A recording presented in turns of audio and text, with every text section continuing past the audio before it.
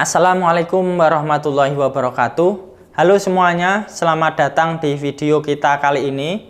Saya Singgi Mitro S, dan hari ini kita akan membahas topik yang sangat penting bagi setiap mahasiswa yang sedang menulis skripsi, yaitu bimbingan skripsi. Proses bimbingan skripsi adalah kesempatan berharga untuk mendapatkan arahan, umpan balik, dan dukungan dari pembimbing akademik. Dalam video ini, kita akan menjelaskan bagaimana memaksimalkan sesi bimbingan skripsi, tips untuk komunikasi yang efektif dengan pembimbing, dan cara mengatasi tantangan yang mungkin Anda hadapi. Mari kita mulai. Siapa saja sih yang ada di dalam penelitian skripsi atau aktor dalam penelitian skripsi? Yang pertama ada mahasiswa, yaitu yang mengidentifikasi, mendekati, dan menyelesaikan masalah. Yang kedua, pembimbing. Ini yang membimbing Anda dalam pekerjaan nanti penelitian. Yang ketiga, penguji, yaitu menilai karya Anda secara kritis. Nah, selanjutnya ini ada gambar bagaimana mahasiswa, bagaimana penguji, bagaimana supervisor. Nah, ini gambarnya. Kemudian selanjutnya ini adalah tools untuk pengelolaan penelitian. Nah, itu paling mudah dengan Trello. Ini contohnya. Selanjutnya ada juga contoh card. Nah, bisa seperti ini. Ini contoh card, nanti bisa yang sudah bisa dicentang begitu.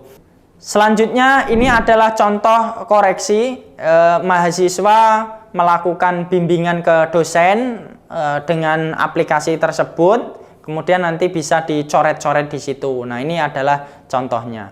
Selanjutnya contoh peraturan bimbingan. Nah, ini peraturan bimbingan penelitian skripsi. Nah, yang pertama, pahami dan lakukan tahapan penelitian. Yang kedua, lakukan literatur review untuk menentukan research field, topik, dan merumuskan masalah penelitian. Nah, contoh research field dan topik bisa dicari di internet ya. Yang ketiga, download paper. Ini bisa di SciHub, kemudian libgen.org, kemudian ada new air source pnri.go.id dan pustakaristek.go.id, bisa juga di Google Scholar. Yang keempat, kelola seluruh paper yang didownload dengan menggunakan aplikasi Mendeley. Nah, ini bisa didownload di http://mendeley.com. Yang kelima, diskusi dilakukan di grup skripsi. Nah, ini bisa melalui Telegram ataupun WhatsApp. Mahasiswa harus mengirimkan laporan perkembangan setiap hari Senin melalui board yang dibuat oleh dosen. Yang keenam, untuk bimbingan darat atau bertemu tatap muka, nah ini bisa melalui hubungi dosen terlebih dahulu. Selanjutnya peraturan bimbingan penulisan skripsi, ini dari Pak Romi Satriawahono. Nah, ini bisa ada 6 tahap yang harus dilakukan. Selanjutnya monitoring perkembangan penelitian skripsi, ini juga dari Pak Romi Satriawahono, bisa dilihat ada 6 tahap yang harus dilewati.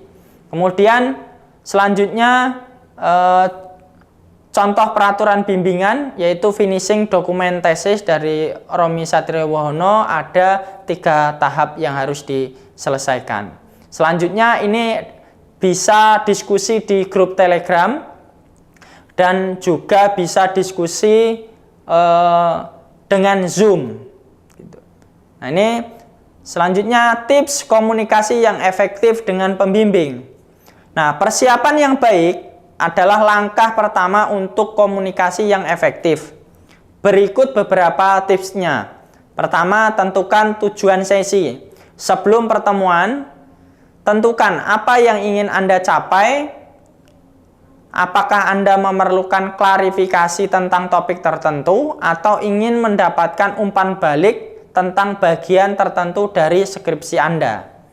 Yang kedua, buat daftar pertanyaan.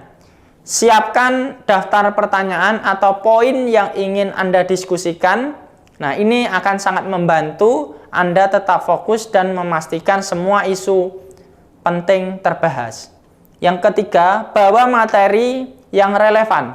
Bawa semua dokumen yang diperlukan seperti draft skripsi, data penelitian, dan referensi yang relevan.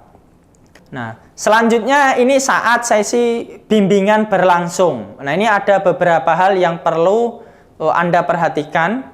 Yang pertama, bersikap terbuka dan jujur. Jangan takut untuk mengungkapkan masalah atau kesulitan yang Anda hadapi. Pembimbing Anda untuk membantu Anda. Yang kedua, dengarkan dengan aktif. Dengarkan dengan seksama apa yang disampaikan oleh pembimbing. Catat poin-poin penting dan saran yang diberikan. Yang ketiga, ajukan pertanyaan klarifikasi. Jika ada hal yang tidak Anda mengerti, jangan ragu untuk meminta penjelasan lebih lanjut. Yang keempat, tetap fokus pada topik. Usahakan untuk tetap fokus pada topik yang dibahas dan hindari pembicaraan yang tidak relevan. Nah, selanjutnya, setelah sesi bimbingan selesai, masih ada beberapa langkah yang perlu Anda lakukan.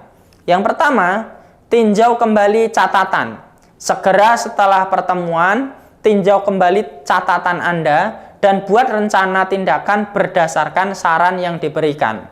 Yang kedua, tetapkan jadwal pertemuan selanjutnya. Jika diperlukan, tetapkan jadwal untuk pertemuan berikutnya dan pastikan Anda siap dengan memberi materi baru untuk dibahas.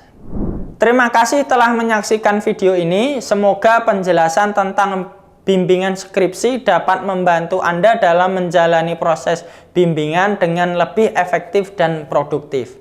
Ingat, manfaatkan setiap sesi bimbingan untuk mendapatkan klarifikasi, saran, dan dukungan yang Anda butuhkan. Komunikasi ide-ide Anda dengan jelas dan terbuka dengan pembimbing Anda. Jika Anda memiliki pertanyaan lebih lanjut atau memerlukan bantuan tambahan, jangan ragu untuk menghubungi pembimbing Anda.